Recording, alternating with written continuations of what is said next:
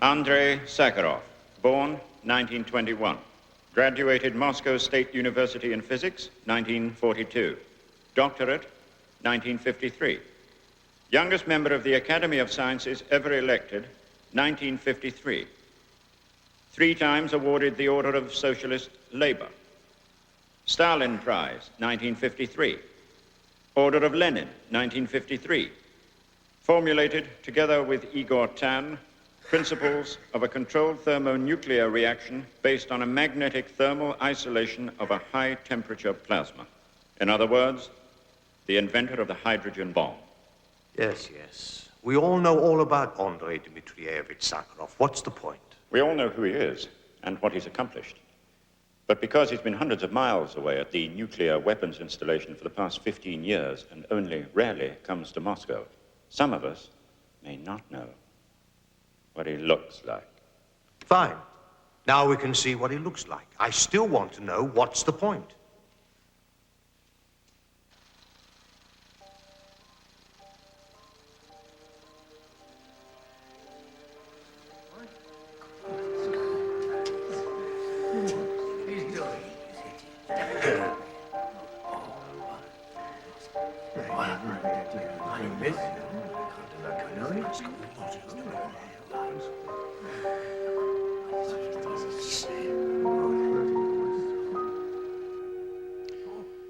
And that, comrades, is what is so important about what Andrei Dmitrievich Sakharov looks like.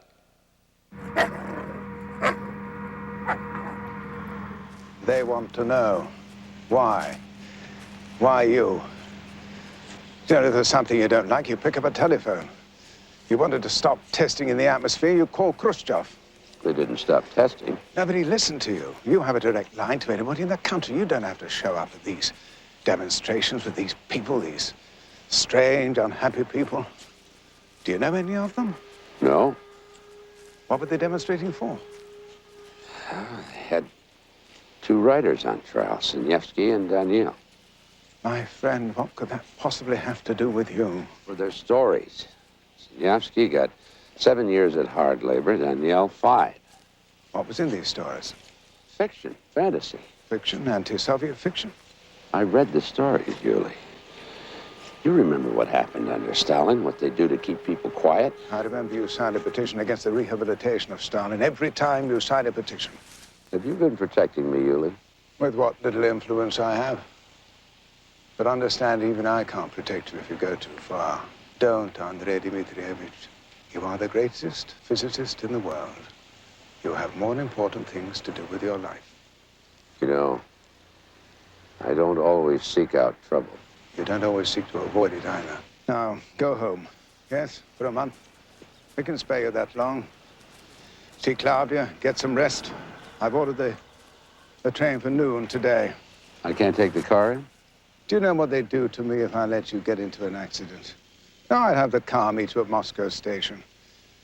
You can get Mikhail to drive you home.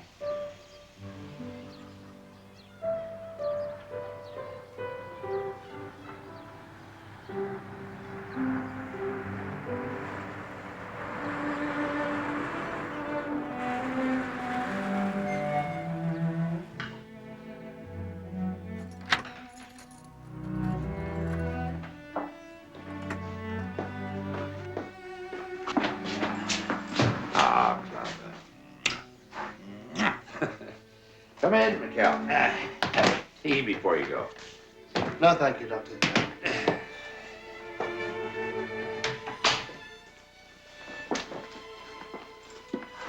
I thought if you were tired, we could stay here tonight and go to the Dasha tomorrow. No, I'm all right. Hey, why don't we go out tonight? Now, that is very becoming. Why don't you wear it tonight so people can see you?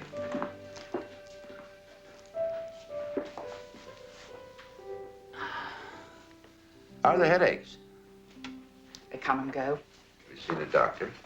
No. Oh, not really, Clark. You've got to see a doctor. I'll take you tomorrow.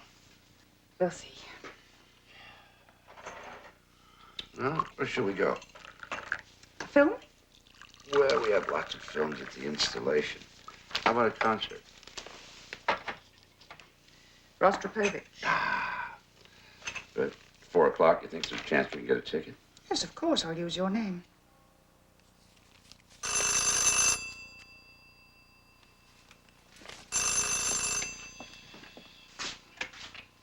Hello.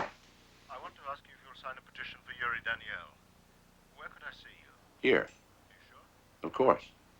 When? Now would be convenient. What did you say your name was? Pavel Leontiev. All right. Bye. Who was that? Somebody wants to show me something.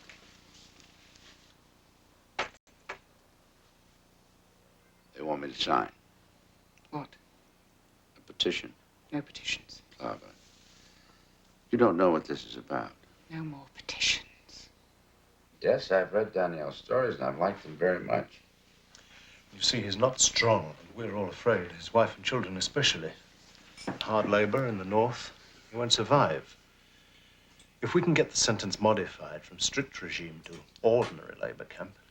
May I see the petition? Andre, we have to leave for the concert. 5 minutes. So when should I bother you again? 9 o'clock tomorrow morning. We have to leave for the country after that.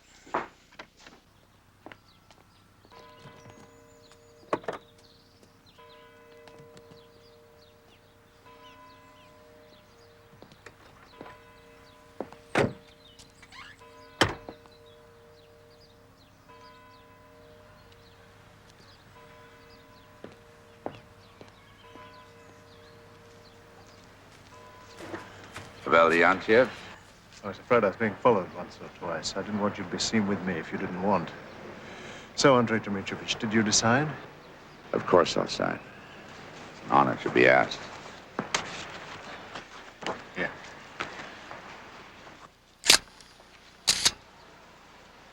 Mrs. Daniel will be so grateful. Thank you.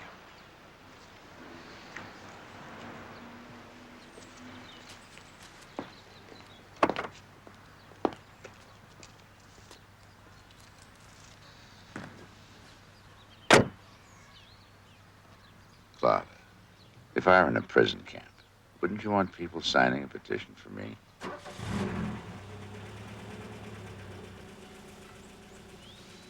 All right, Miguel.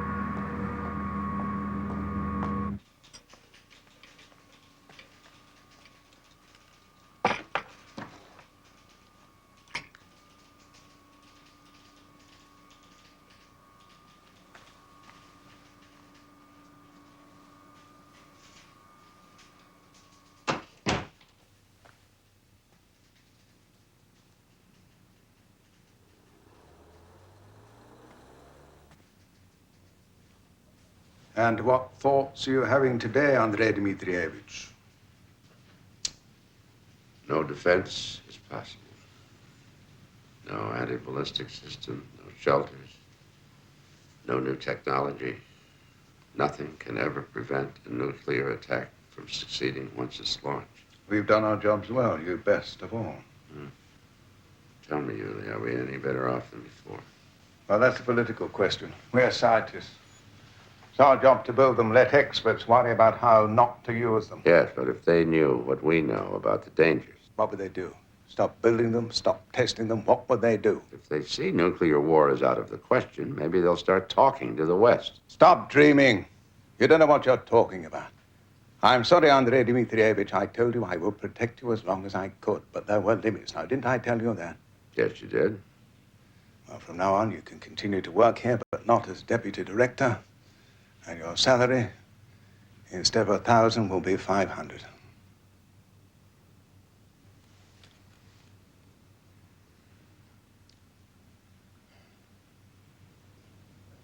I understand. For what you've always done for me, Yuli, I'm very grateful.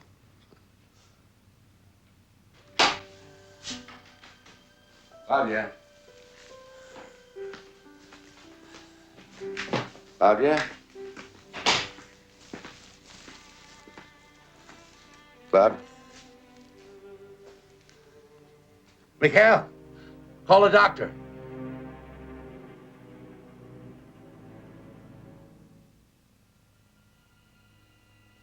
Will she get better? They say no. All we can do is make her comfortable. This isn't a good time to talk. That's all right. As long as we're quiet.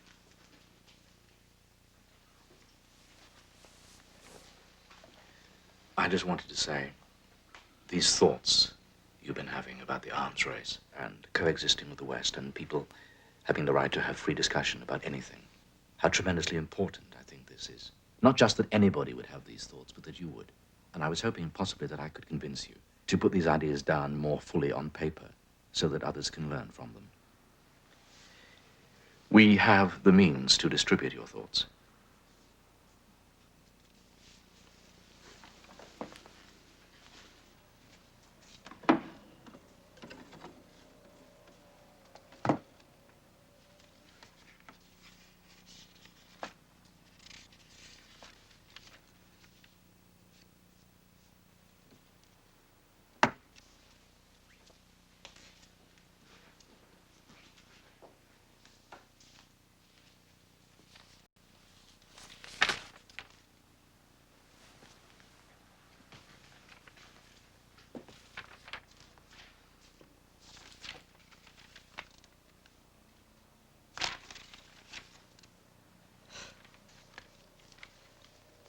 May we show these to some people, Andrei Dmitrievich, with your name attached?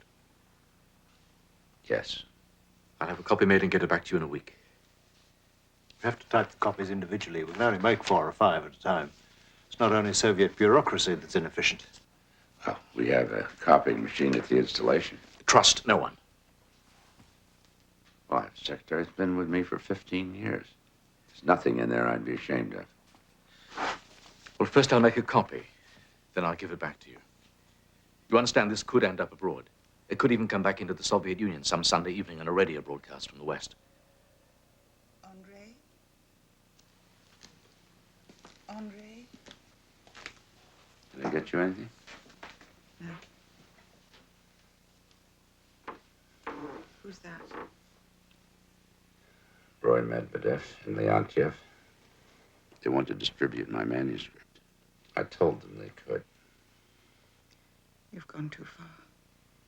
This time they won't forgive you. I'm going to send a copy to the party's Central Committee myself. I want people to discuss these things, Klava. How else can I do that? I have a favor to ask, Vera Alexeyevna. But before I do, I want to tell you that not for anything in the world do I want to involve you in something you shouldn't be involved in. After 15 years, Doctor, you have to say that to me. Anything you want, I'll do. Not only gladly, but with all my heart.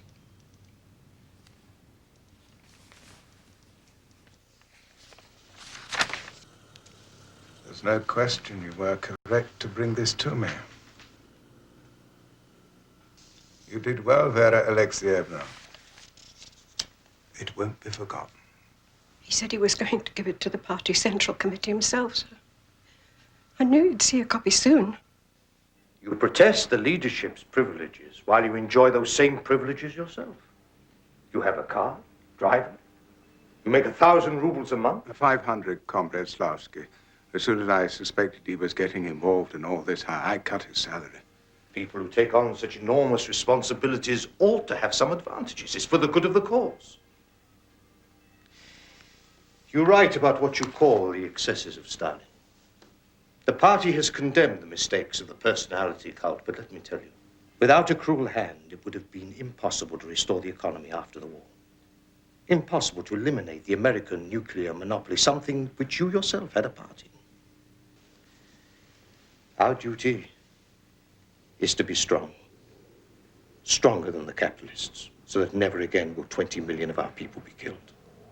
Never again will we be at their mercy. Then there will be peace. Mr. Slavsky, I agree with you in the necessity for peace.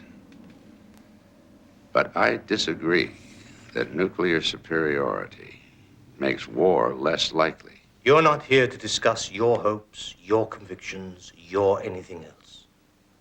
Who did you give this to? The Party Central Committee and some others. What others? I cannot tell you that. It's all over Moscow. They want to know how we could have allowed this. How did it get on the foreign radio? I authorized the people I gave it to send it out of the country. We expect you to issue a statement saying you disavow everything. It represents my thoughts, Minister. At the very least, we require you to issue a statement saying it was outrageous of the enemies of the Soviet Union to exploit you in this way. You refuse? I don't think I've been exploited, Minister. What are your plans now, if I may ask? Spend as much time as possible with my wife. Work on some new ideas. At the installation. As long as I'm able.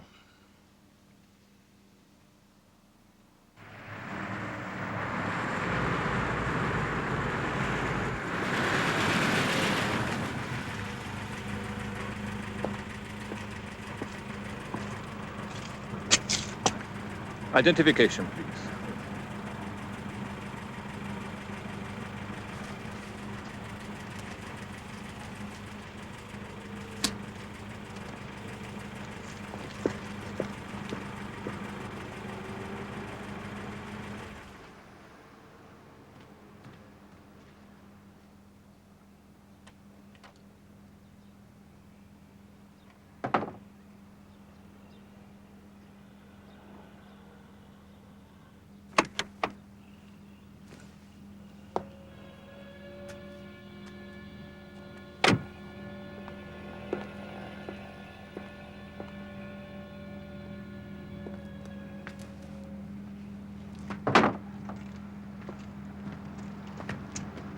Your clearance has been withdrawn.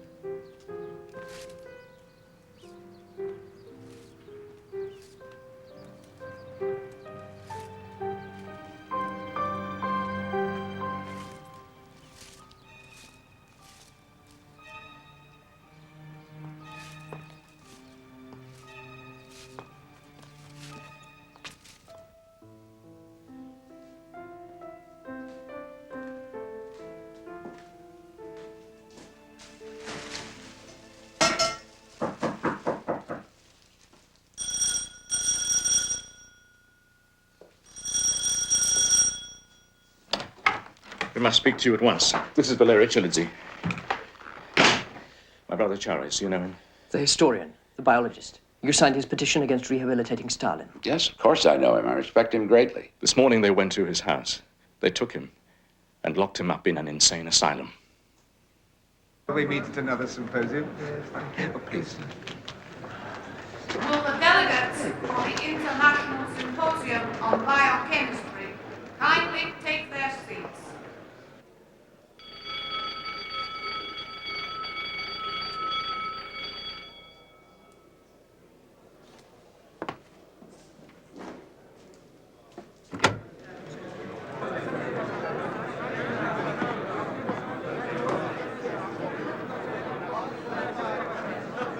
I am academician Andrei Dmitrievich Sakharov. I'm collecting signatures in an appeal for the defense of biologist Boris Medvedev, who has forcibly and illegally been placed in a psychiatric hospital for his writings. I can be reached between sessions or at my home address, Shukinsky, Preuss, 67.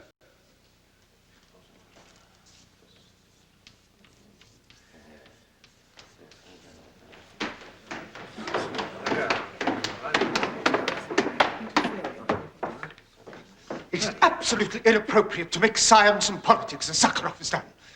Absolutely. Shukinsky, Preuss, 67. I'll be waiting in the corridor with the petition. Thank you.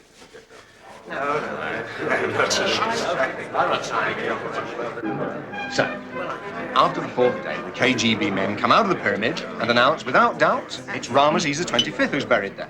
The archaeologist says, how can you be so certain? And the KGB man says, he confessed, the bastard.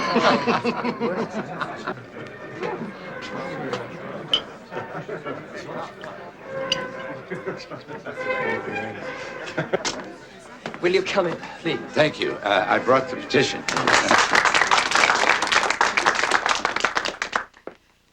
We heard what you did at the Institute today. Oh. Ludmila. Ludmila. We use first names indoors because of the... To confuse them, we try not to even use first names, but we're all so friendly, what can we do? Truth is, we forget. Sergei. Sergei, huh? Welcome. Pavel. My wife, Vera. Vera. And Yelena. Yelena. Roy. Hello. You're all right? Yes. How many signatures did you get? 3 between sessions, and 3 people came to the apartment to sign. That's very good. And then 2 others came, not to sign, but to request that I appear at a meeting with the Minister of Health tomorrow. The Minister of Health. To act against the Soviet state, you must either be a criminal or insane. We are not criminals, therefore. Pavel Leontiev, the couch. No, not me. Why me? Why me? I've always acted within the law. I followed the Constitution to the letter. But what normal person takes Soviet law seriously? You are living in an unreal world of your own invention. You must be insane. Lock him up. Lock him up! I'm not crazy.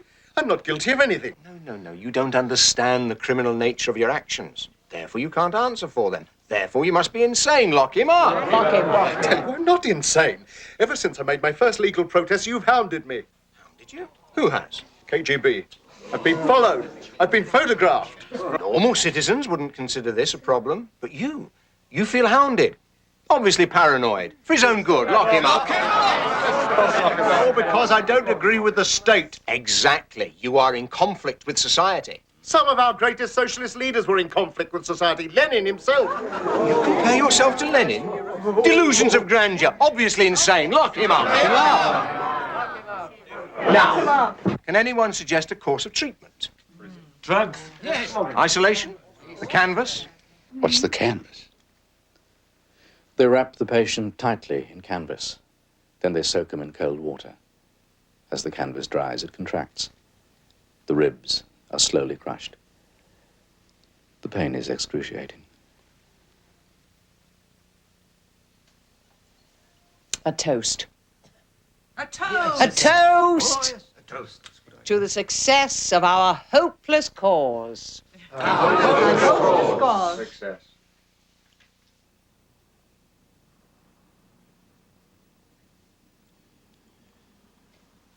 The patient, Medvedev, has been diagnosed as an incipient schizophrenic. He suffers from split personality and social maladjustment. Incipient schizophrenic. That means he's not one yet. How has he been diagnosed? On what do you base your conclusions? His writings. Which writings? On biology. On politics. What's schizophrenic about them? That someone should be involved in 2 such unrelated activities is indicative of a split personality. What symptoms have you observed in the patient? Any? If you were a psychiatrist, as I am, you would know that the absence of symptoms does not prove the absence of the illness itself. He suffers from delusions. You'll have to help me. As you say, I'm not a psychiatrist. Delusions about what? Paranoid reformist delusions. His paranoid delusions about reforming society would include his demand for freedom of correspondence and an end to the political manipulation of science. Among other things. And protesting the use of psychiatry for political purposes. I'm convinced, Minister, that protests, and only that, is what this is about. Tell me, what drugs will you use on the patient? With what effect? What side effects? For what period of time? I'd like you to be as specific as possible. Your own action in sending your manuscript out of the country proves that you are in need of medical attention as regards your own sanity.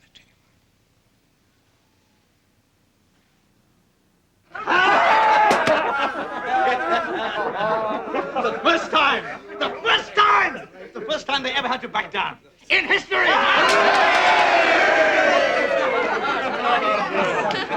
Thank you so much. Thank you.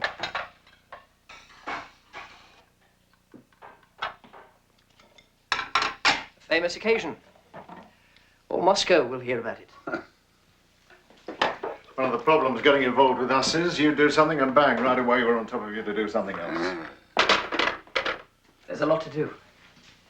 You have advantages none of us do, Andrei Dmitrievich. You're an academician, which means they officially approve of you. You built the bomb for them, so they ought to be grateful. And you're one of them. They can't say you're a malcontent or Jewish. So, we want you to help us. Help us fund what we've never had in the Soviet Union. A human rights committee. And become head of it with us.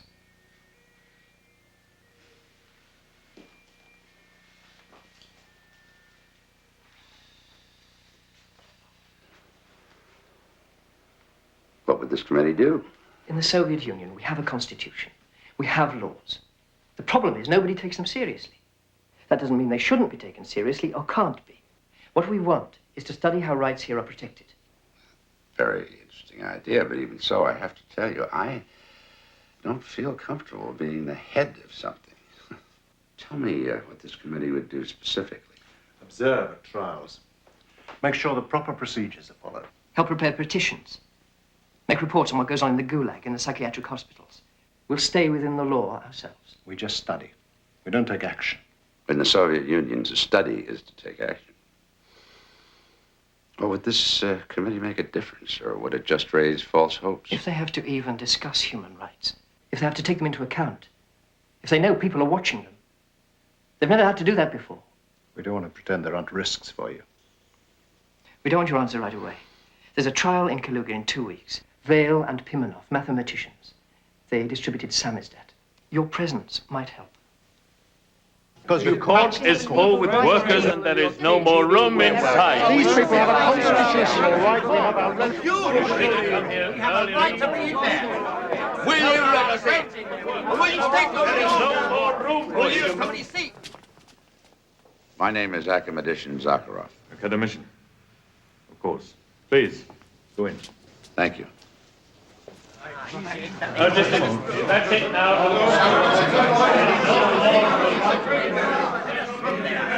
We demand our rights. You have no right.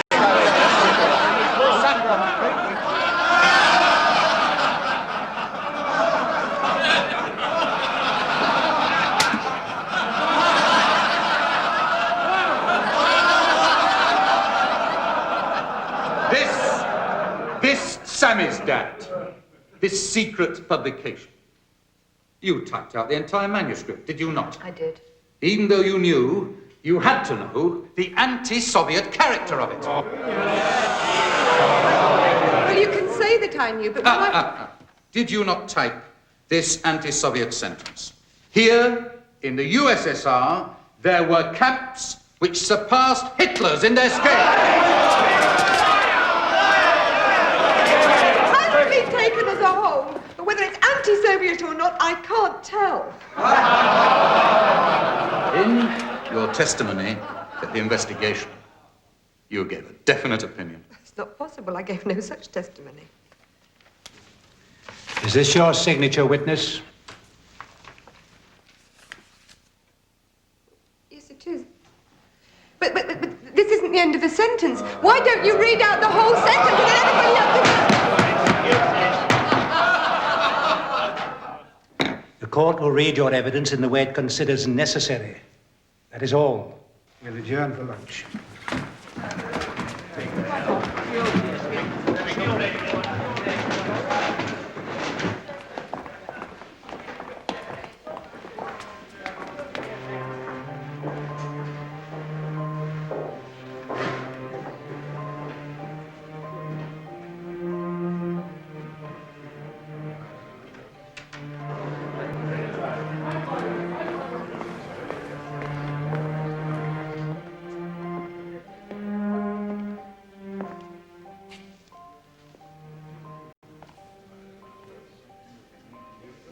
My name is Sakharov. Be brave. You have many friends here.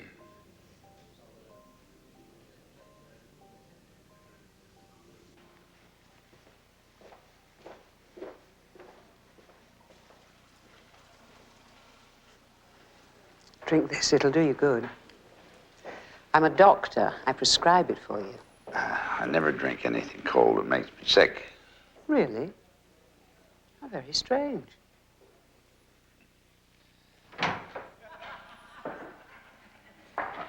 Are all trials like this? All dissident trials. Oh, that's the police packing the court. Why do they do that? Well, that's their excuse for not allowing the defendant's family in. Why not? Well, they don't want people to see what they're doing. The real reason is to create an atmosphere. You can feel it even when the room is silent. They applaud the guilty verdict. The people must hail the sentence. The people must speak. You sound as if you go to a lot of trials. A few. Does it do any good?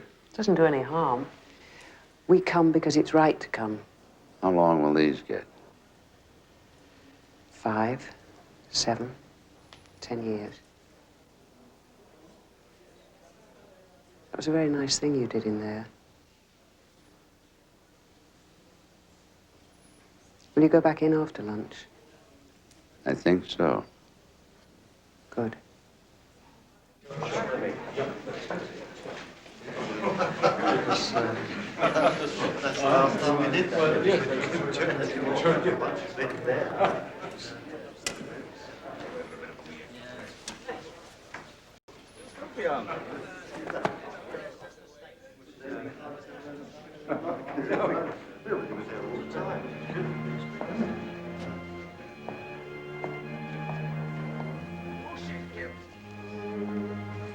Take this, please.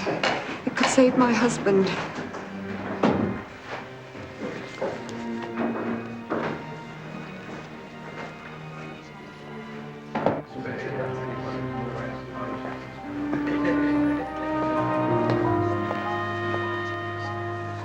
Excuse me.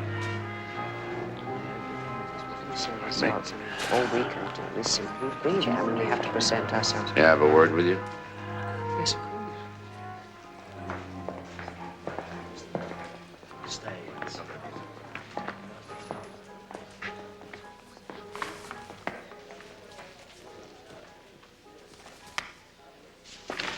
We have to get this to Moscow straight away. Now. Do you want to help us? Hide the file and go quickly. Just go. The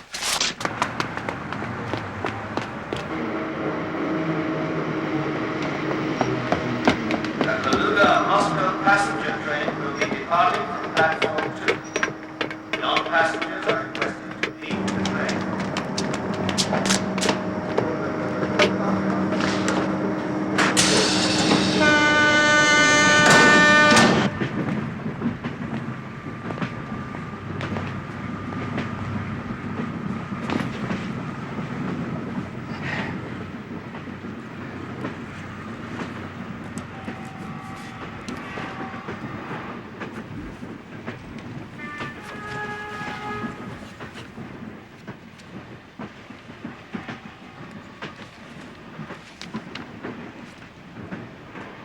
said it would save her husband. Well, it could be the basis of an appeal, which they would almost certainly lose, but who knows, perhaps. Perhaps. What you going to do with it? Well, I'll type it up tonight and then return it to the court tomorrow. Won't that be risky for you? Well, I'm not going to walk in and hand it to them. You did very well. I'm Elena Bonner. We met at Valeri's. To the success of our hopeless cause. Oh. You seem to like us. Why? I'm interested in the things you are, although I don't know much about them yet.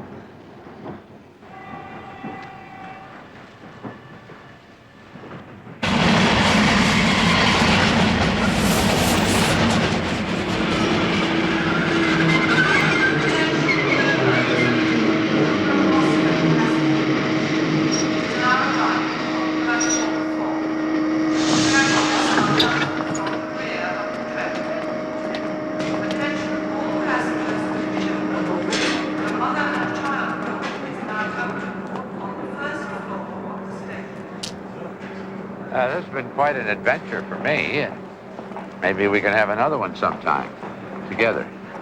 Hopefully one with less running. Valerie and Pavel and I have started a committee, you know. Oh.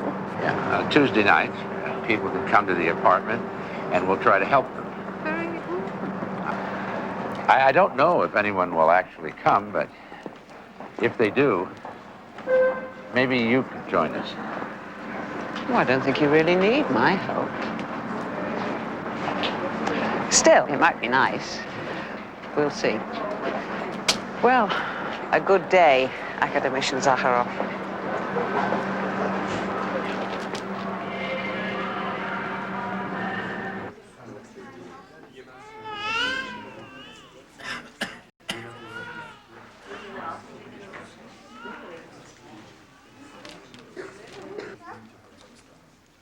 So, the very day after you applied for an exit visa, your children were beaten up at school. And the police refused to protect them because they said you'd renounce your citizenship. Is that right? In 1944, they deported 200,000 of us Tatars to Central Asia. All we want now is to go home. They're afraid that if they let you live where you want, others will ask. Give me the chairman's name. Whenever we try to hold a prayer meeting, they fine us. Last time they fined me 100 rubles. How much is your pension? 28 rubles a month. And sometimes they deduct this from your pension at source? After he was arrested, what happened to him? He was confined in Oriel. In the psychiatric hospital, he went on a hunger strike. So they began to administer aminazin injections in the maximum doses. He couldn't sleep at all, but they continued to administer the doses for 12 days in a row. Then they gave him haloperidol tablets, twice a day, that's 4. And Kozic, the chief psychiatrist, he said this dose would continue for a long time. He says it's worse than anything he's ever been given before. He says no sooner are you lying down than you want to get up. And if you take a step, you want to sit down again. And when you're sitting down, you want to walk again, and there's nowhere to walk. He says first, his interest in political problems disappeared. Then his interest in scientific problems. Then his interest in his wife. And his children.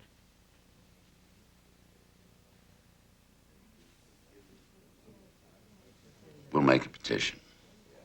I'm sure tonight we'll get 50 signatures, and I'll try to see this Kozic personally.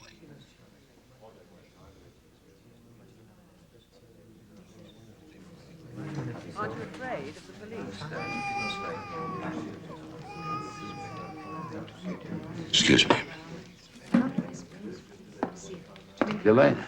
Andrei Dmitrievich. I'm so glad you're here. What can I do to help? All these people. Yes, I never expected it. Come in, come in. There's so many cases. I never knew there were so many people in need. Well, I really came because I'm in need of some help myself. What is it? Oh, no, I'll take my turn later. Is this where I can work? Yes, yeah. Yeah, I'll get this out of the way. All right. Who's next? Thank you. I'm sorry.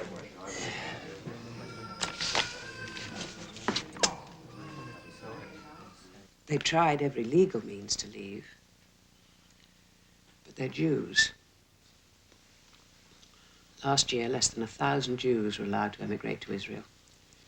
All the others who even apply for visas are arrested, harassed, ignored. So this small group decided they would create a scandal no one could ignore here or in the West. They planned to buy tickets on a local internal flight and then hijack the plane, fly it to Sweden. But the KGB had known of these plans for months. Aha, they thought, a chance to smash this dream of a Jewish homeland forever. They waited until the group actually arrived at the airport and then arrested them before they'd even boarded the plane. Then the authorities stretched their interpretation of the law.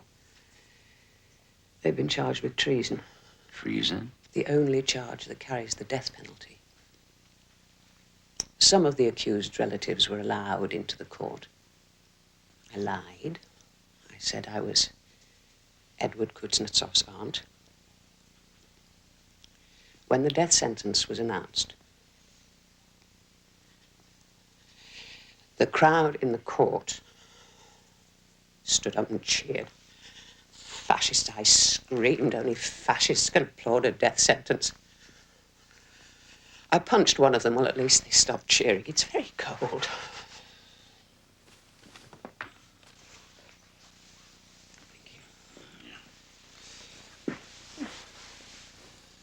Only publicity can restrain this regime.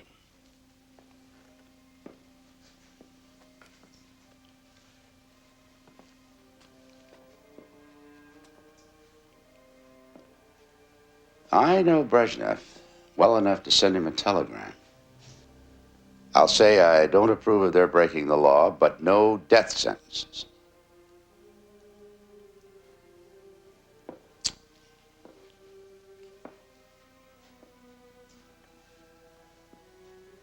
Could you get a letter out to President Nixon?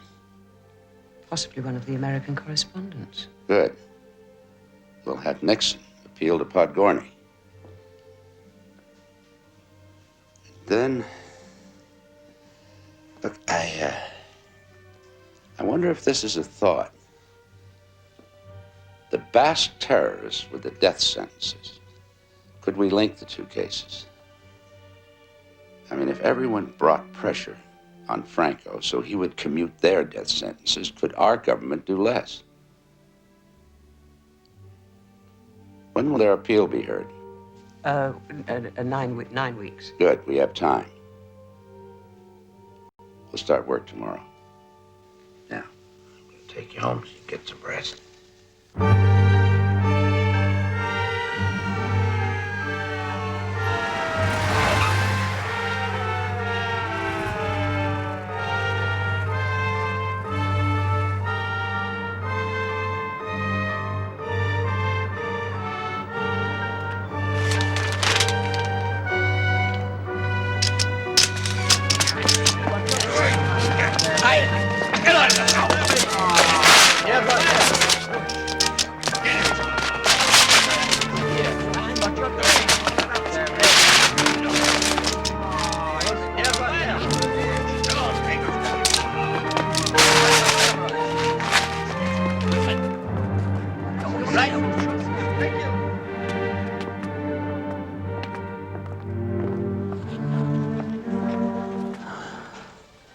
The death sentences have been commuted to 15 years in a labor camp.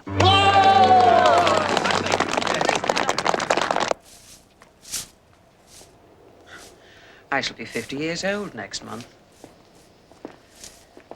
So I'm eligible for a Group 2 pension. You were wounded during the war? You were in the eye. Badly? Well, they say I could go blind, but it hasn't happened yet. I've been thinking perhaps I should stop all these petitions and pickets. Spend the rest of my life with my children and grandchildren. What do you think? Oh, I think you should spend as much time as possible with your family. And as much time as possible doing what you're doing. You can do it better than anybody else. Thank you. I didn't know you had children. 2, both students. My son, Alyosha, my daughter, Tanya. She's married to a very nice young man who's also very active in the movement. What does your husband do? My ex-husband, he's a doctor in Leningrad.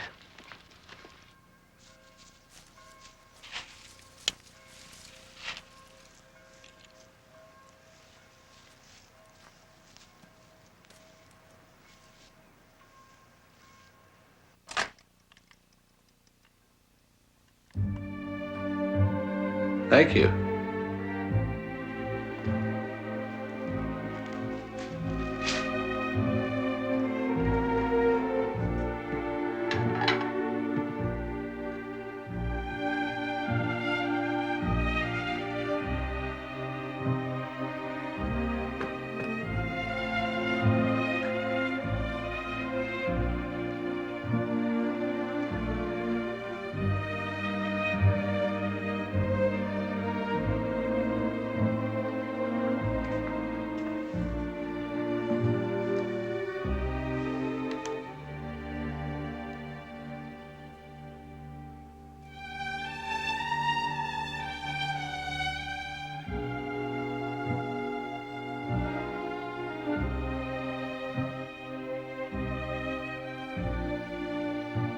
Your eyes very much. I hope nothing happens to them. Bright, alive, and beautiful, Yelena.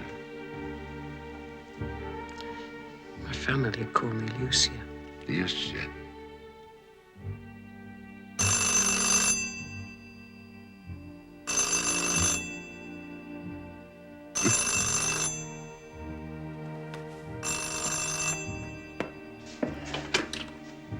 Yes? We'll be right over. They're searching Valeri's place.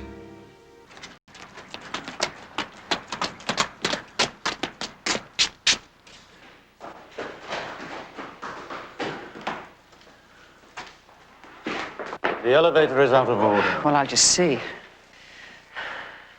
They're playing games. There's nothing wrong with it. They just want us to walk up 6 flights. Fascist!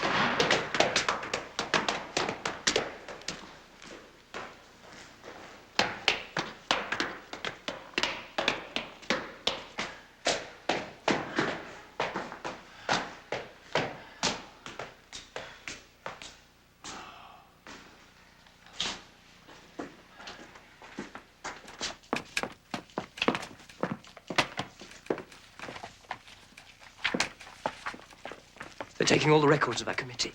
Anything else they can lay their hands on? Anything we can do? Watch them. I've got 3,000 books. It's going to be a long night.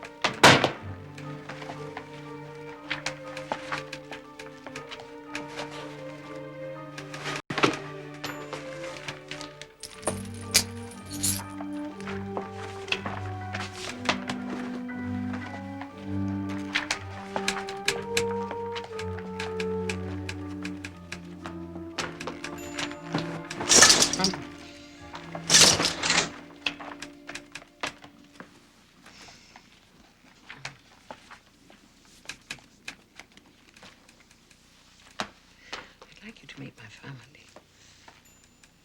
Yes. Two people so different. He's quiet, contemplative, a thinker. She not at all. Mm. He's lived all his life in protected isolation. She in the middle of everything. He comes from a family of priests and intelligentsia. She's half Jewish and was raised an active communist. Anything else? He likes his food hot. Do you think they have a future together? Find us a seat.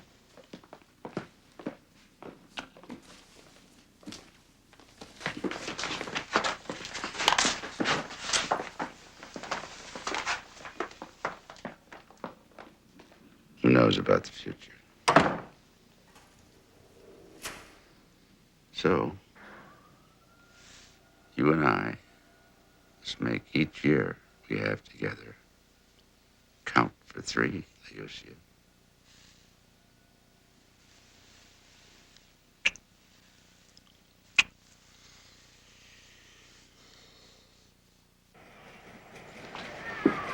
Andrei Dmitrievich, I would like to present to my mother, Ruth Grigorievna. How do you do? How do you do? Well, where is everybody? Alyosha? Oh, in the kitchen. Come and be introduced. Andrei Dmitrievich, my son, Alyosha Ivanovich Semyonov. How do you do? How do you do? My son-in-law, Ephraim Yankelevich. Very pleased to meet you. Nice to meet you. Here she is. My daughter, Tanya Ivanovna. Hello. And our beautiful baby. Hello, baby. Yeah. But where is he? There he is. Now, I want you to meet my very best friend in the whole world. Yes? Oh, yeah. Not only is Andrei Dmitrievich Grandmama's best friend, he's a very famous scientist, too. You know what that means? No. It means I know how to add. First, I added the most wonderful woman in the world to my life, and now, if I'm very lucky, I get to add you as well. Bona Elena Georgievna, Sakharov Andrei Dmitrievich. You have filed an application to enter into matrimony. Have you thoroughly considered your decision? Yes. In that case, would you both sign the register, please?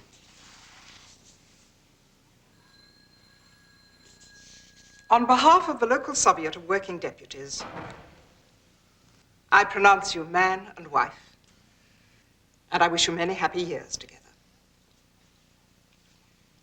Remember that the Soviet family is a microcosm of our socialist society. Love and respect each other. And now you may congratulate the newlyweds. That's right, Peter. Congratulations.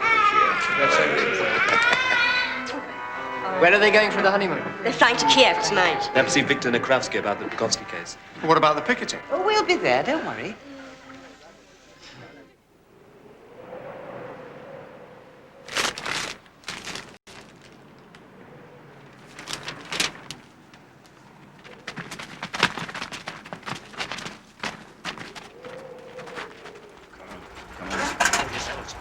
Come on.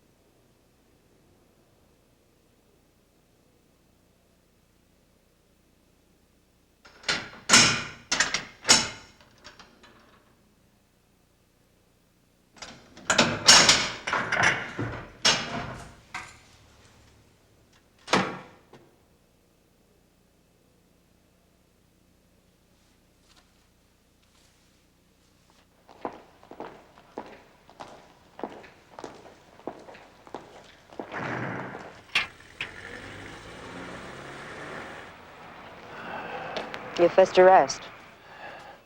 You know what's hardest? Not being locked up. It's not knowing whether they'll let you out. A warning. Little KGB calling card. 4 hours. They must not think we're very important.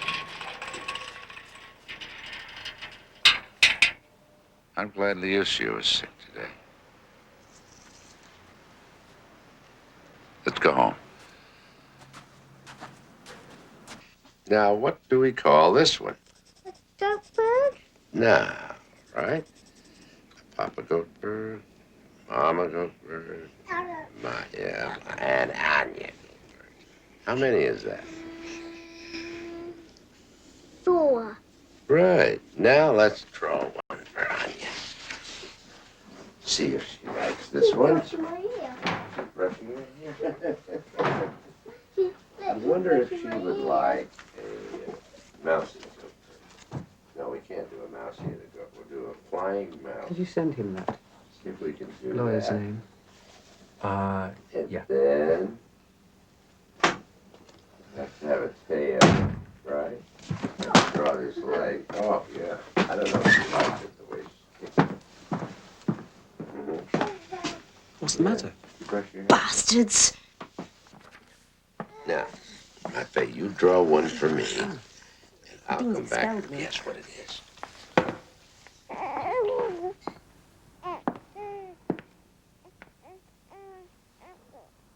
She's been expelled from the university. As a colleague I most respect, it would be unfair to punish her because I am now her father. I wouldn't do that. I know you wouldn't, but I thought perhaps someone might have tried to influence you. Nobody's spoken to me. Well, then what, may I ask, is your reason for expelling her? She is a disruptive influence at the university. Extremely argumentative. But Dean Fedorenko, there are no Arab students in any of my classes. You see what I mean? Argumentative.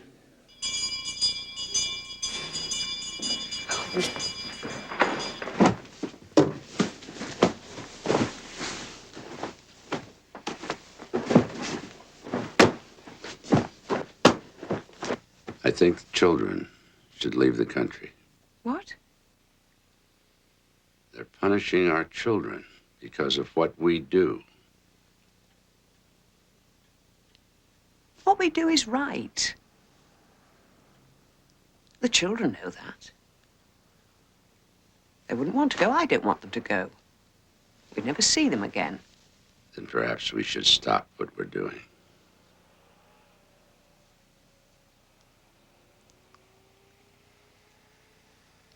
That wouldn't stop them punishing other people's children. We would have given in to blackmail.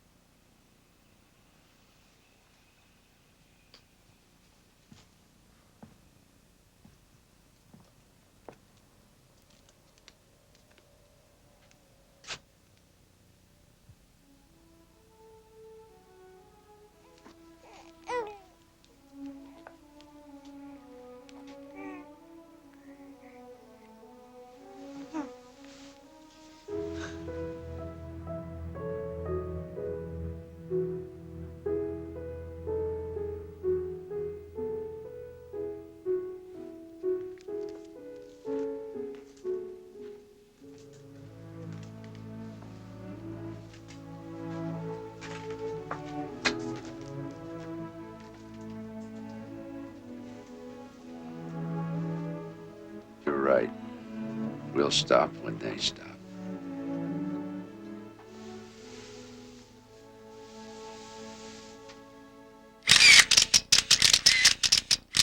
Oh, no more flash bulbs, please. My wife's eyes give her a great deal of difficulty. And no one cares how we look, anyhow. Well, how do we begin? Dr. Sakharov, what concrete shortcomings do you see in today's Soviet society? In the lack of freedom, certainly. In maintaining a good appearance to conceal a very unpleasant state of affairs. A society on the decline. Do you favor East-West cooperation, which will hopefully lead to a relaxation of tensions? Détente without democratization in the Soviet Union. Détente in which the West, in effect, accepts the Soviet rules of the game would be dangerous and would simply mean capitulating in the face of real or exaggerated Soviet power.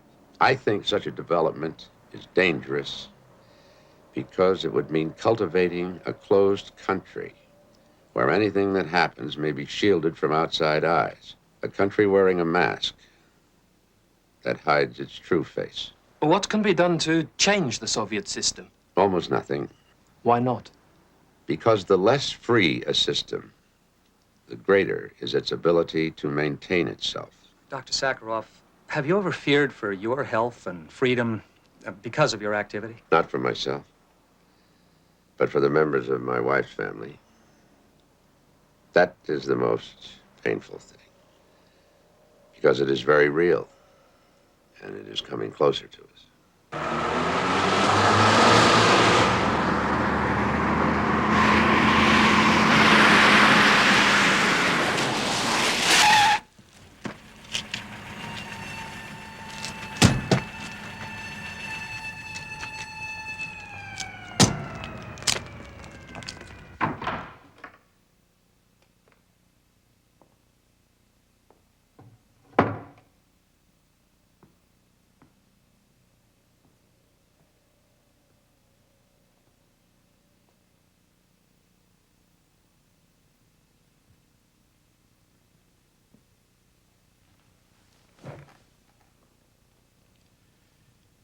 This conversation is intended to be in the nature of a warning.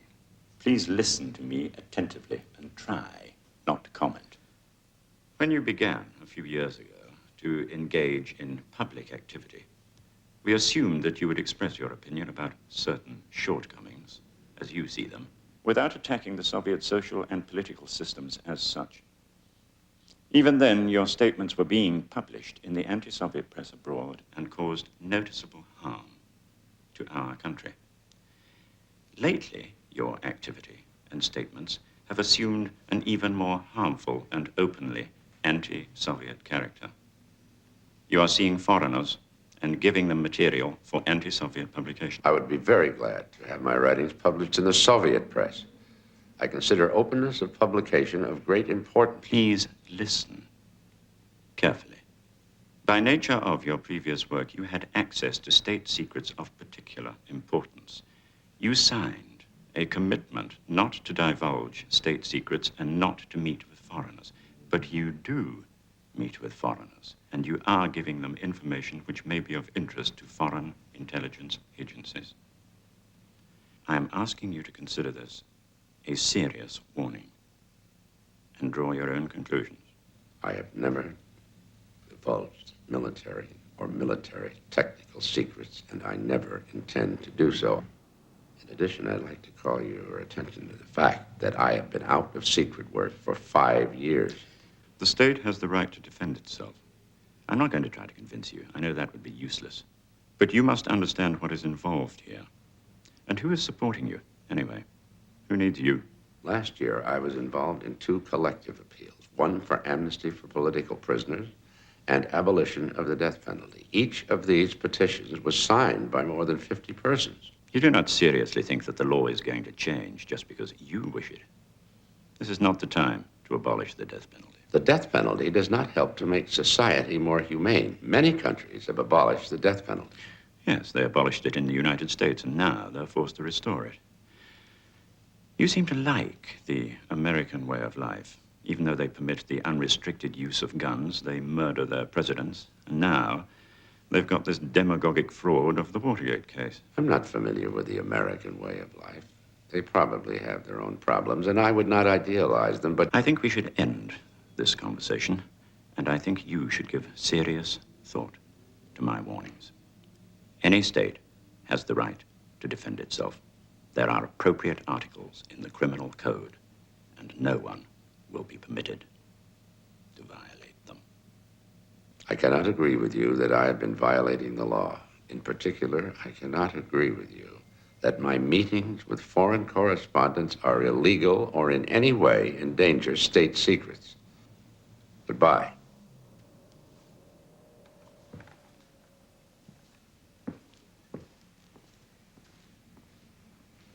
Goodbye.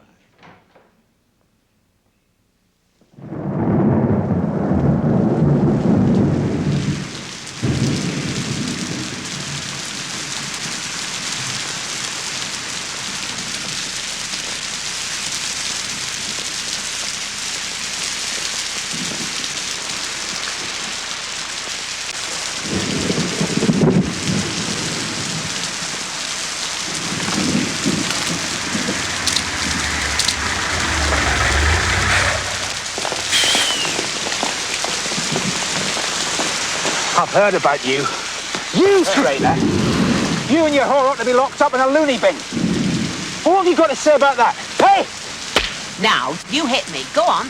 You hit me, I'll be the last woman you'll ever hit. I didn't fight no war to be pushed around by scum like you. You've been warned. You've all been warned. Are you all right? Yes, Are you all all right. right? All right. Excuse me, thank you. Where have you been? Did you see? Can we talk for a minute, Andrei Dmitrievich? Yes, yes, of course. I've been invited to go to the United States to deliver a series of lectures at Georgetown University on human rights in the Soviet Union. So, we both know they'll never let you go. They are letting me go. I can have a visa. They're letting you go? I don't believe it. Why would they let you go? Maybe to show the world they're not afraid of criticism. They're letting my wife come with me. Vera goes too. I know, it's amazing. Amazing, with Pavel Leontiev on trial in there and all of us being threatened there all the time? Well, it doesn't make sense at all. Do you understand? Not really. But they'll take your citizenship away. They won't let you back. You want to come back? Of course I do. I'm a Russian. Well, then stay. We need you here. Forgive me, Valery, but I have to ask you this. Did you make any promises about what you'd say in America if they let you out? No! Well, then why are they letting you go? Why you? Like I said, to prove something. Or just to get rid of me for a little while. You can't desert us now. Honor your commitment. Stay. Andrei Dmitrievich, we don't know why they do these things. Maybe they do them to get us angry at each other sometimes. They throw our son Alyosha out of university, Ephraim out of his job, and they let him go. Andrei, he can do good in America, too. He can tell them. He can tell them.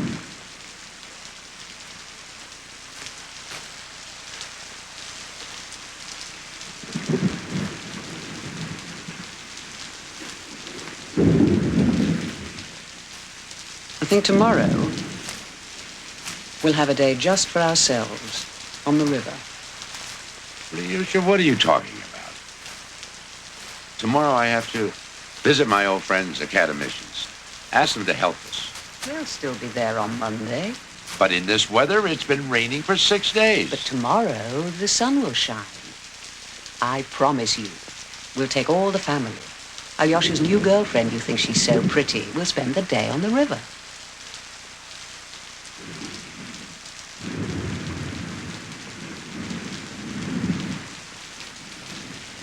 Well, at least we can outstare them.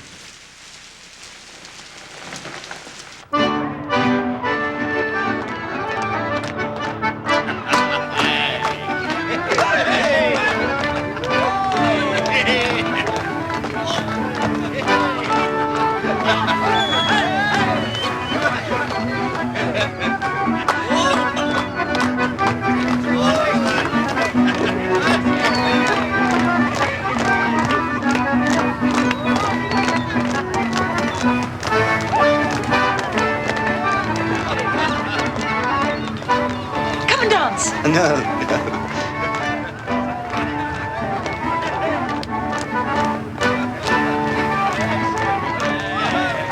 She's very pretty.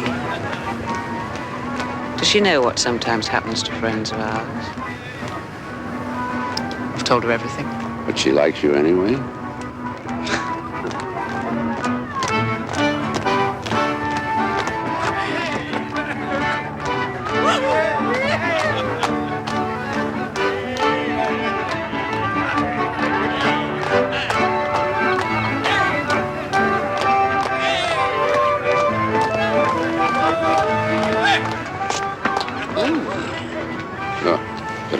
glasses on. It's too bright.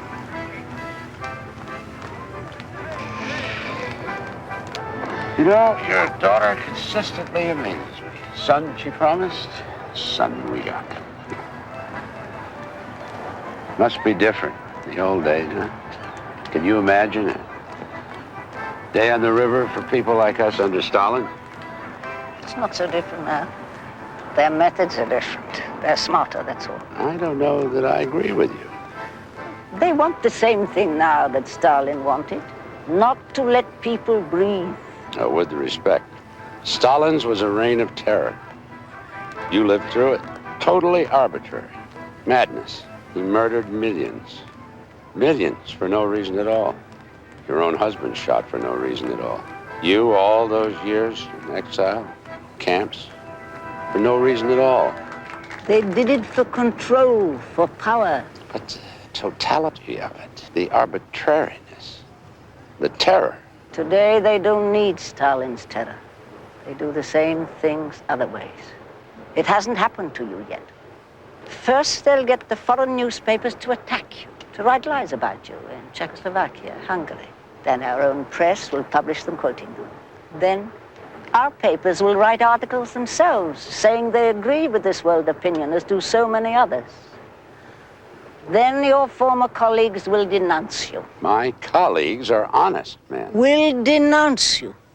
Some because they're afraid, some weak, some for advantage, and some because they won't understand how you have had the courage to do what they couldn't bring themselves to do. But they're scientists. Then all the unions, writers, architects, technicians, they'll get all of them to denounce you, to say that you're sick and ought to be in a psychiatric hospital or criminal ought to be locked up.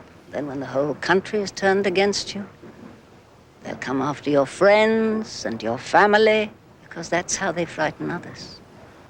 And because it'll hurt you more than anything else they could do to you. And then, when they're ready, they'll come after you. Not different, only smarter.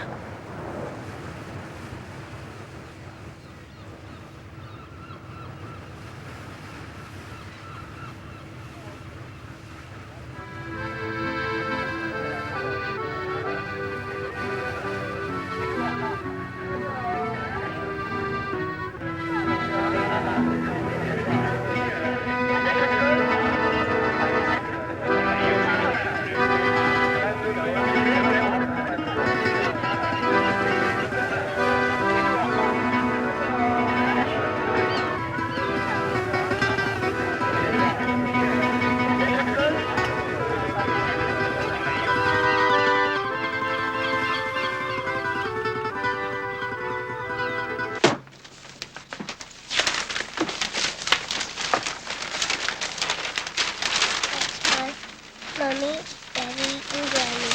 And I'm in there because I'm saying my prayers. What's that? A chair.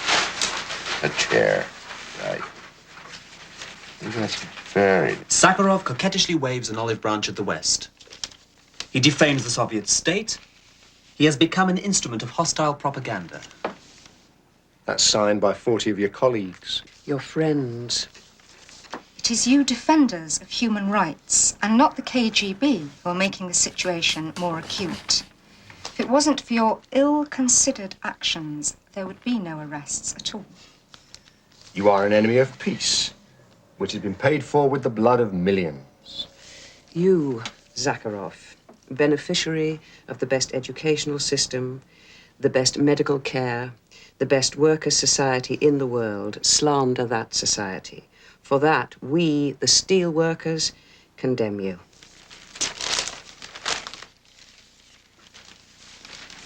And here, pronouncement. He would seem not quite normal. It sounds as though they're getting ready to send you. Doesn't matter. But they sentenced Pavel Leontiev only yesterday to 5 years. Don't you see? It's...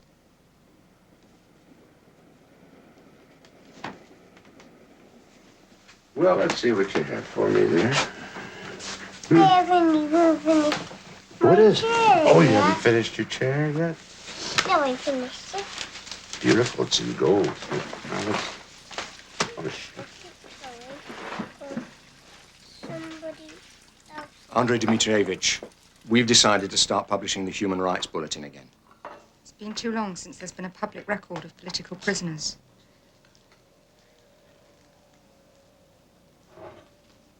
Yes, yes. I'm not going to do it in secret anymore. You do it in secret, you get 10, maybe 20 copies passed around. You put everyone who handles them in danger. I'm going to call a press conference. Give it to Western journalists myself. That's the way to do it if it's going to mean anything. They'll arrest you. They can arrest us anyway, whenever they want. So soon?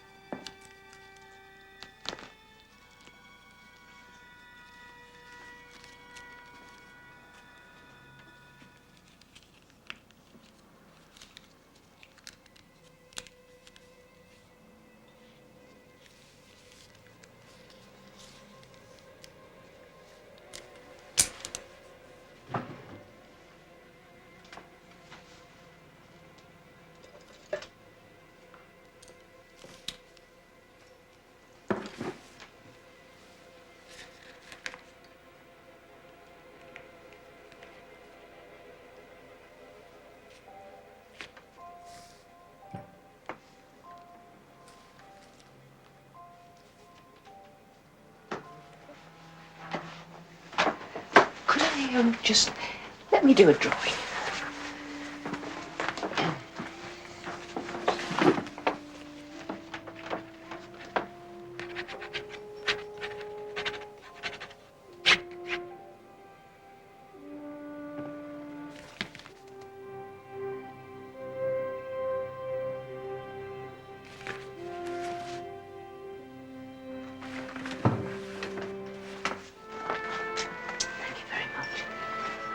You a kiss.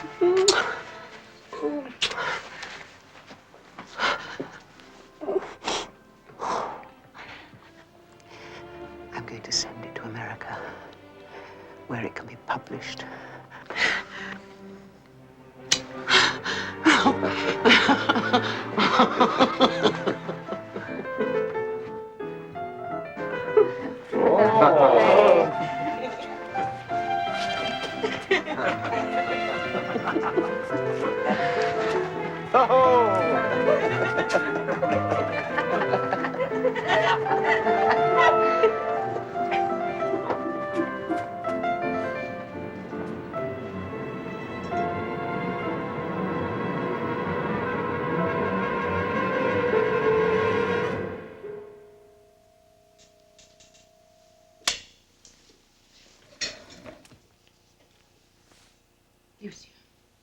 We knew from the day you were wounded this would happen.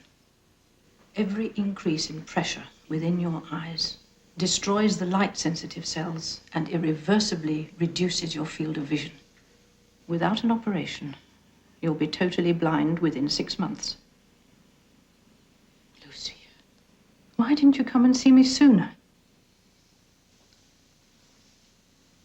I was busy. You're a doctor. What kind of silly excuse is that? I got married again. You always were a nest builder. Who is he? Well, you'll meet him. He's waiting outside. Don't make it sound too bad for him. How can I make it not sound bad? Just don't frighten him. Good news. Very good news, in fact. Oh. She can do an operation. Operation? It's routine. She's done it thousands of times, haven't you? Well, hundreds. And she is the best in the world. Allow me to introduce. My old friend and classmate, Dr. Lydia Kurchatova. My new husband, Andrei Dmitrievich Sakharov.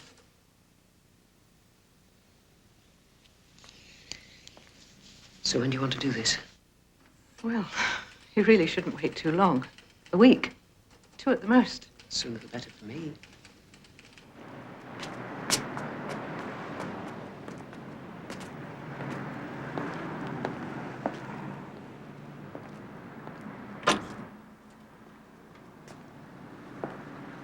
I'll do the petitions today.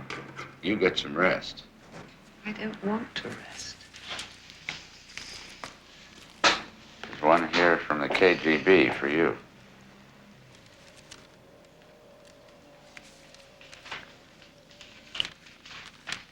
What does it say? They're ordering you to appear on the 15th for interrogation. Well, that's today. What time?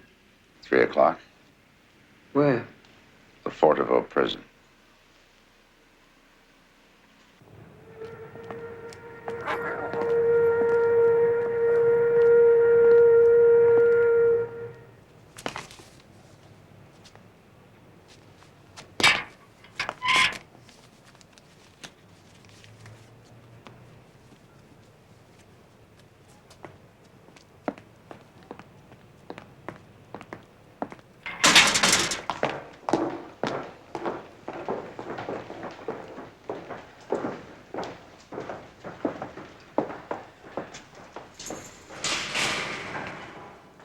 Pavel. Hello, Andre. Where are they sending you? No talking to a prisoner. 5 years exile. Where in Siberia? Yakutia. We'll visit you.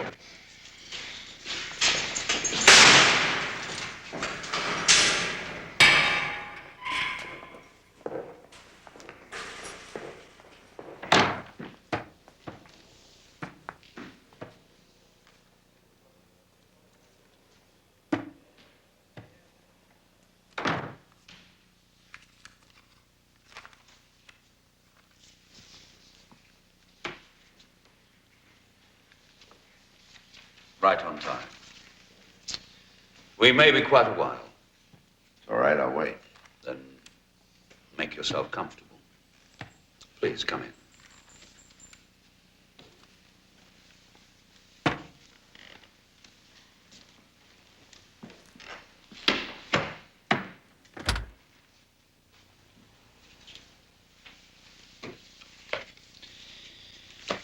Let's begin with Edward Kuznetsov, the hijacker, the one you call nephew, whose prison diary you smuggled out to the West 2 months ago.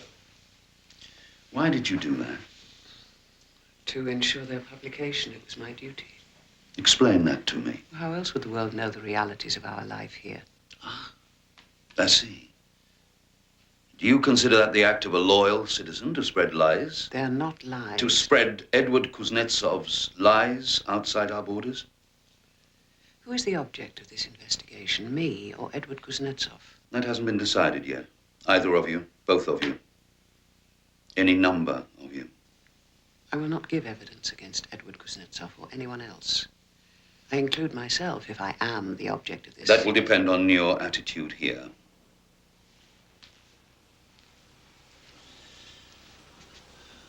Let's start with Edward. When did you first meet this nephew of yours? I refuse to answer the question. What? As to when you met him? I don't understand why you won't answer that. Tell me. I refuse to answer the question. I really do have all the time in the world for this, but I don't want to waste it on foolishness. I know exactly when you met Edward Kuznetsov. It was on the 15th of December, 1966, at 10 o'clock in the morning in your own apartment. So there's no point in not answering, is there? I refuse to answer the question.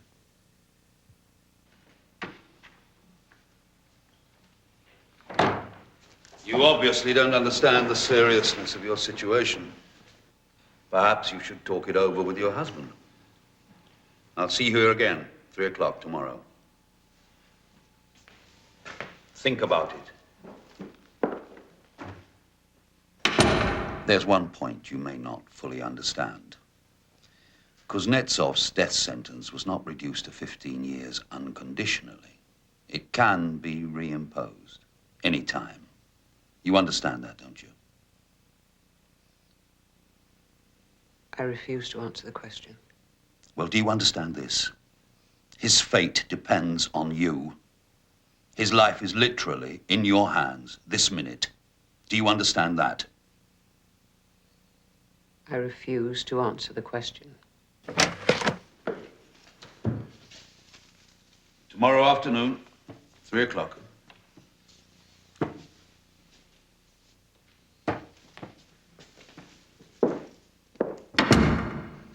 And have you considered this possibility? That your very act of sitting here and repeating over and over again the words, I refuse to answer the question, may be irrefutable evidence of mental illness, with all the obvious consequences? I refuse to answer the question. And as a mother, have you considered the fate of your children? I refuse to answer. Not to mention your husband, of course. I refuse to answer the question. Well, just tell me this. Do you care whether you go home tonight? Because I'm calling the guards this minute.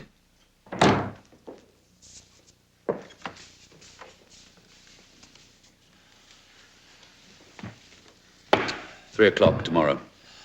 No. She's not coming here tomorrow. I take full responsibility for her not appearing. No, I take responsibility. You'll be here. You'll be here. I'll send a truck for you. For you and all your anti-Soviet friends and foreign correspondents.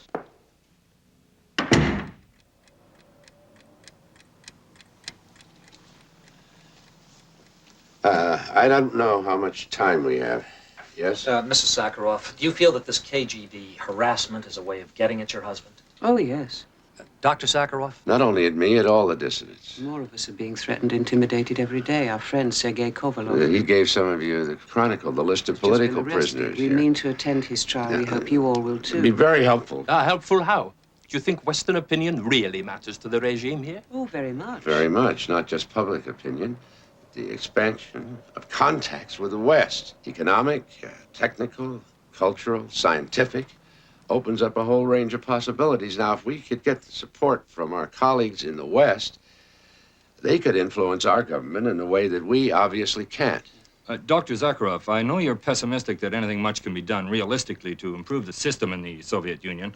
Yet, you and your wife, you put yourself in this terrific jeopardy whereby any minute they could come through that door. And I wonder, why do you do that? Well, there is a need to create ideals, even though one can't see any route by which to achieve them. Because if there are no ideals, then there can be no hope. And then one is completely in the dark, in a hopeless, blind alley.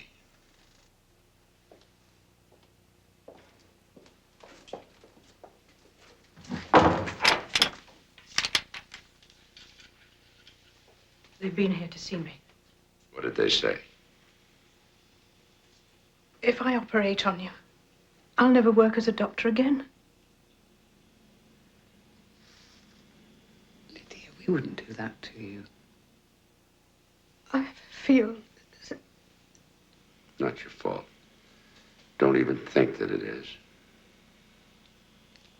Is there someone else you'd trust to do the operation? There are others who could do it. But would you trust them?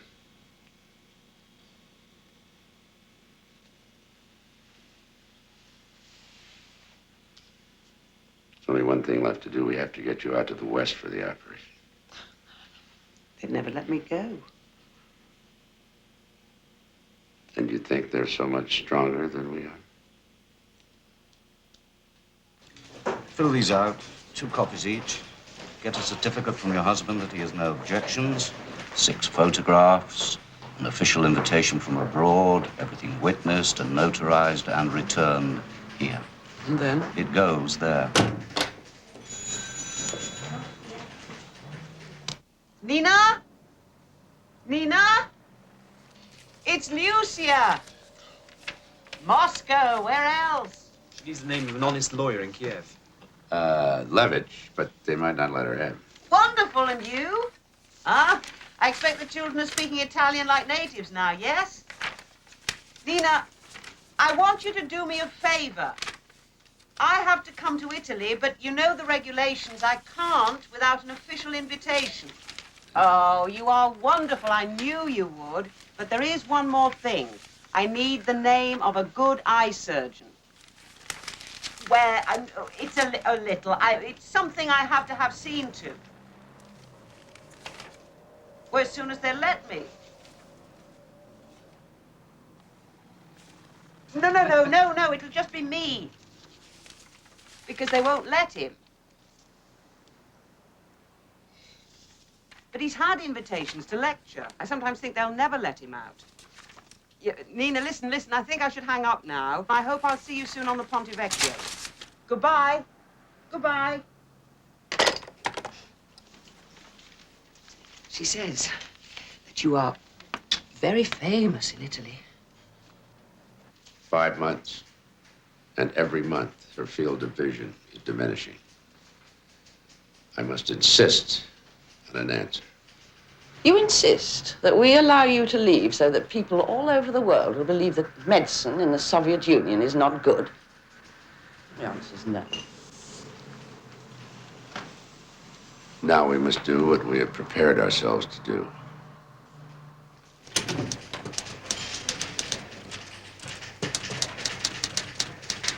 Oh, look. There's the Sakharovs. Yes, the Sakharovs.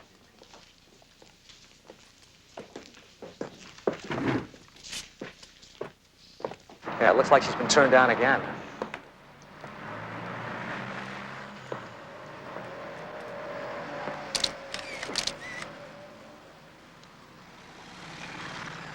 We've called you to ask you to help us. We can do no more by ourselves. If someone, a colleague, a humanitarian, anyone will hear us, that is our only hope now. Dr. Sakharov, you mean like Dr. Handler of the American National Academy of Sciences? Yes, of course. They have arrangements with the Soviet Academy for an exchange of technical aid.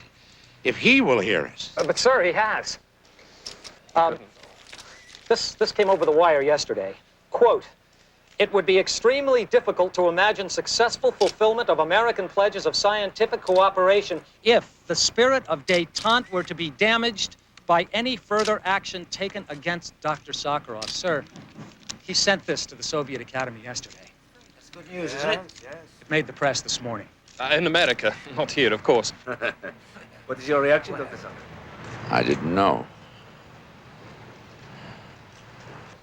May I see that, please?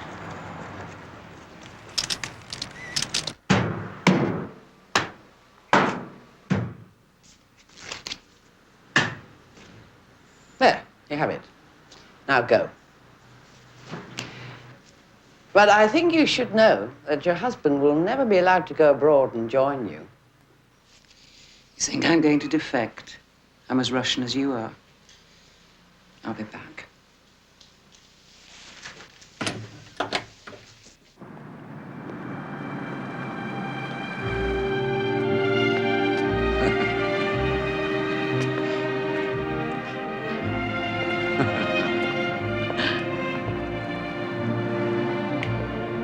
You are stronger than they are.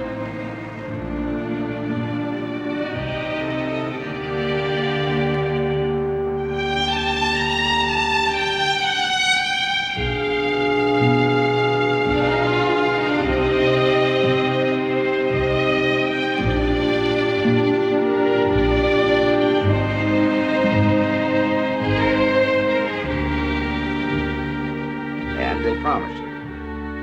You know what happens as soon as she goes?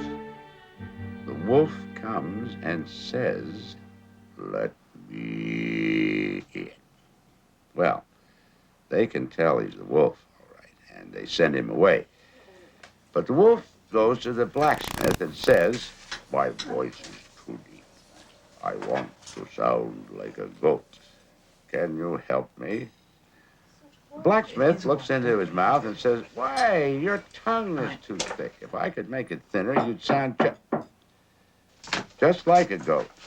Don't touch it. "Here, put your tongue on my anvil." Hello, I'm from the And Norwegian the blacksmith embassy. I takes wonder if I out could his... speak to Dr. Sakharov. Yes, of course.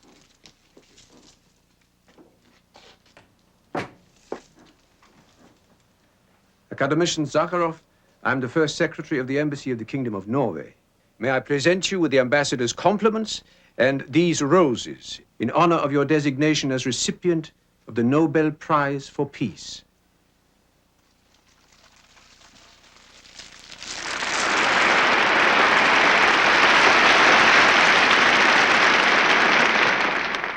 The citation reads as follows. Dr. Sakharov's personal and fearless effort in the cause of peace among mankind serves as a mighty inspiration to all true endeavors to promote peace. Sakharov has fought not only against the abuse of power and violations of human dignity, but he has, with equal vigor, fought for the ideal of a state founded on the principle of justice for all. The Nobel Committee deeply deplores that Andrei Sakharov has been prevented from being present here tonight. But Dr. Sakharov can be represented in Oslo tonight by a person of his own choosing. She has come to Oslo tonight directly from Italy, where she has undergone surgery, which I am happy to tell you was a complete success. Ladies and gentlemen, to deliver Dr. Sakharov's remarks tonight, I have the honor to present to you his wife, Dr. Elena Bona Sakharov.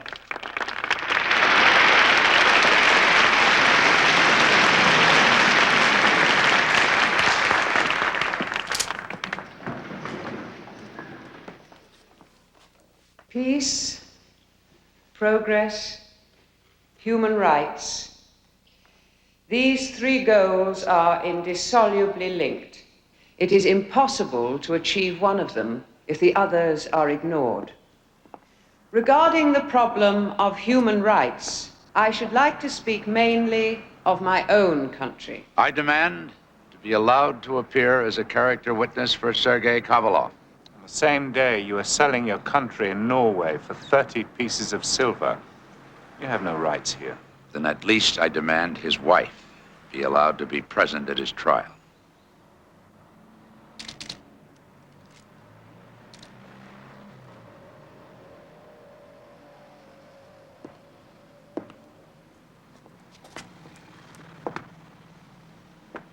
It is unbearable to consider that at the very moment we are gathered together in this hall on this festive occasion, hundreds and thousands of prisoners of conscience are suffering, where they are forced to wage a ceaseless struggle for their human dignity and to maintain their convictions against the indoctrination machine. In fact, against the destruction of their souls. We must make good the demands of reason and create a life worthy of ourselves and of the goals we can only dimly perceive.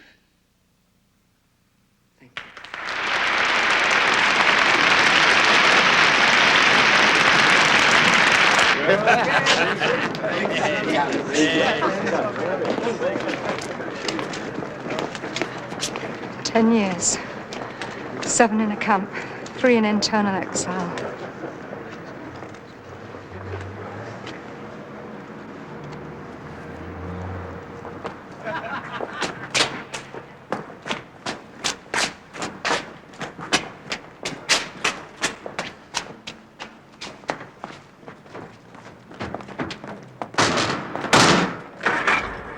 Sergei!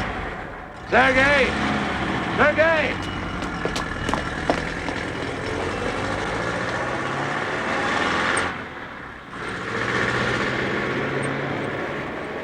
When the Norwegian people have particularly approved of the choice for the Nobel Peace Prize, they have marched by candlelight to express their feelings.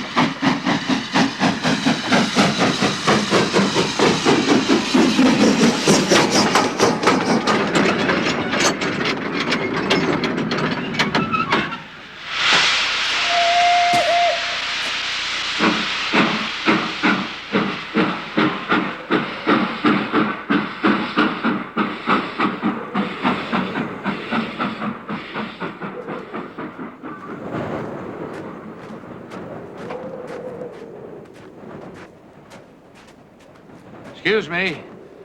Can you tell us where Pavel Leontiev lives? Who wants to know? I'm Andrei Sakharov. This is my wife, Yelena. The police came with your pictures. They said when you came, nobody was to help you. I knew who you were anyway. I listened to the foreign broadcasts. It seems they don't count us. They don't bother to jam Siberia. So this is your wife, eh? Mm-hmm. I heard your speech from Oslo. Very good. Thank you. I'll show you the road. It's a long walk, though. 10, 12 hours.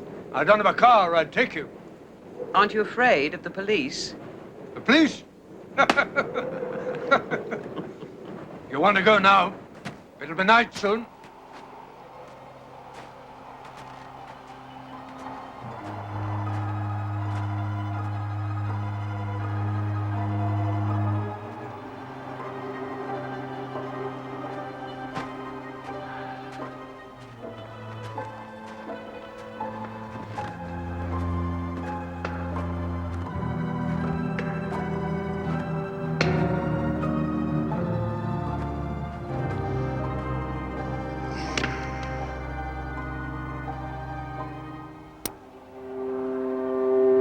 Pavel? Well, well, well. We've brought some things for a picnic.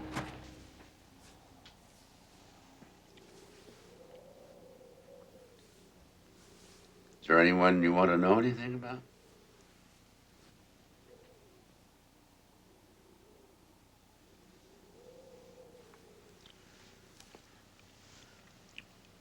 One thing I'll always regret is the last time I saw Valeri.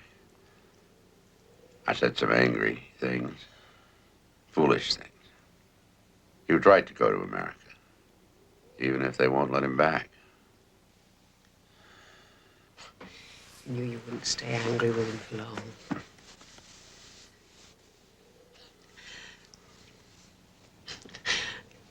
I sometimes think we live in the most extraordinary country in the world. I mean, I'd rather live anyplace else. You wouldn't? I don't know what we'd do. We're still Russians. It's our home, our country. I'd run like a thief in the night. Now, if they said we could take all our family with us, we'd talk about it anyway. Couldn't live anywhere without them. I'd just go. You've no idea what it's like up here. When the wind blows. When the wind blows.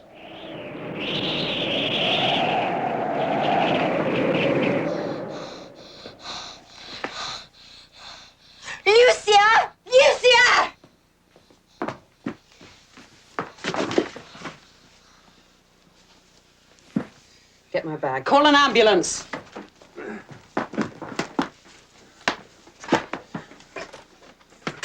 Make a solution. Salt, mustard, anything. He's got to vomit. Ambulance. Yes. Send an ambulance. District Oliver 35, apartment 12. Sakharov.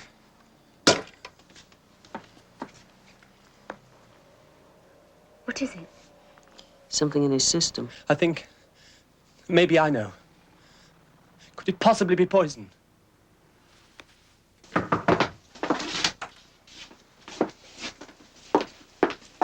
Where is he?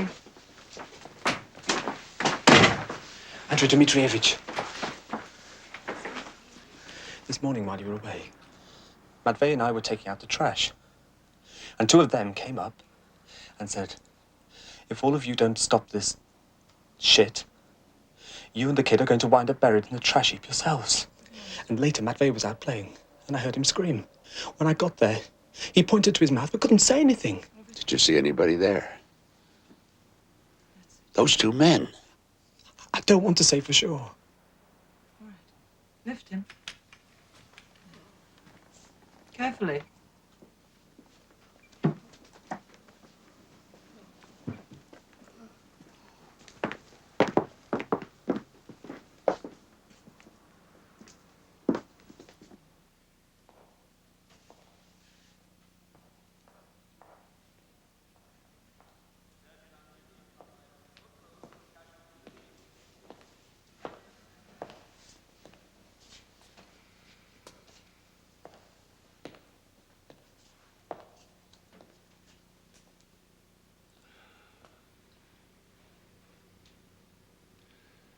You must take Tanya and the children and leave the country. What? Alyosha, you do. No. Leave you here? We're not leaving. Not without you. Now listen to me. I'm afraid. They'll keep trying to hurt you to get at me. We've known that. We're not afraid of them. You're not, even tonight. I never knew this was possible. Your mother and I always knew we'd be separated from you sooner or later, or from each other. We knew they'd do something to us, prison, psychiatric hospital camp. But this, not this. Not with Matvey. You have to go. Now. No. Run away. Leave you here alone. How can we live if we're afraid every minute they're going to try to murder our grandchildren? How can we work? Your mother's the strongest woman in the world, but this will drive her insane. And our family?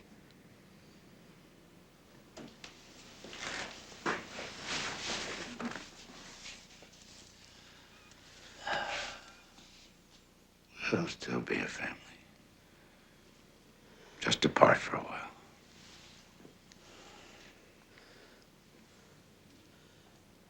I think they'll let you go. Look what we're giving them. A chance to break up the family. They'll think they're punishing us.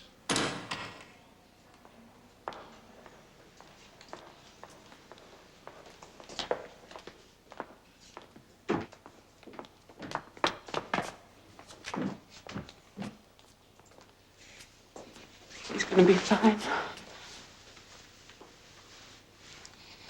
We have to get them out of here.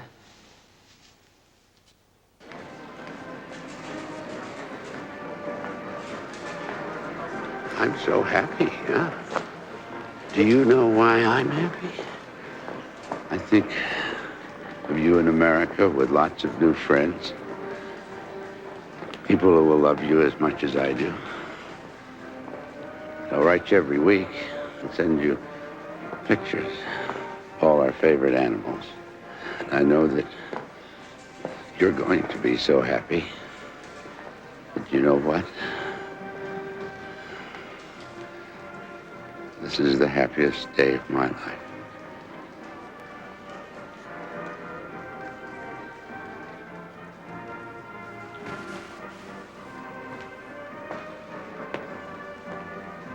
Gate 3 is now open for boarding.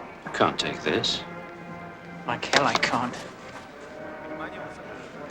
Началась посадка на самолет Аэрофлота, вылетающего рейсом 714. Посадка производится с третьего перрона.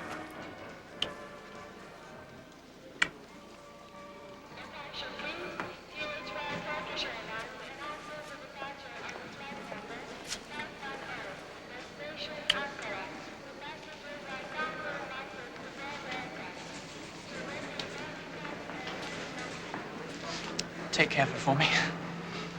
Until a visa comes through. It should only take a few days.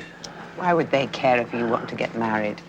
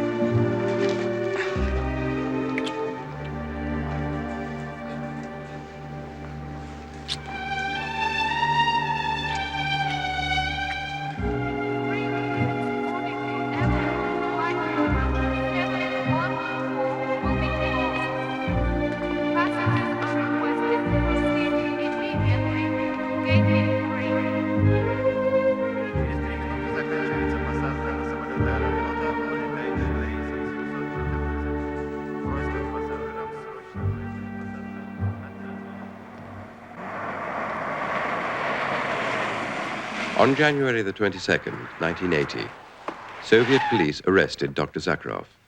He was stripped of all his honors and charged with activities directed towards undermining the Soviet system and having worked against the relaxation of international tensions, the policy which enjoys the support of all Soviet people.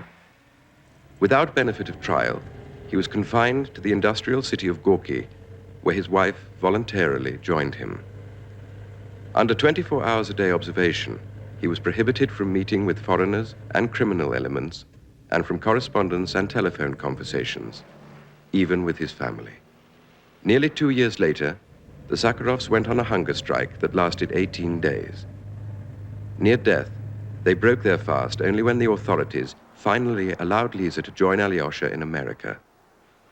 Today, despite continuing international protest, Andrei Dmitrievich Sakharov and Yelena Sakharov, both in very poor health and under constant harassment, still live in exile in Gorky.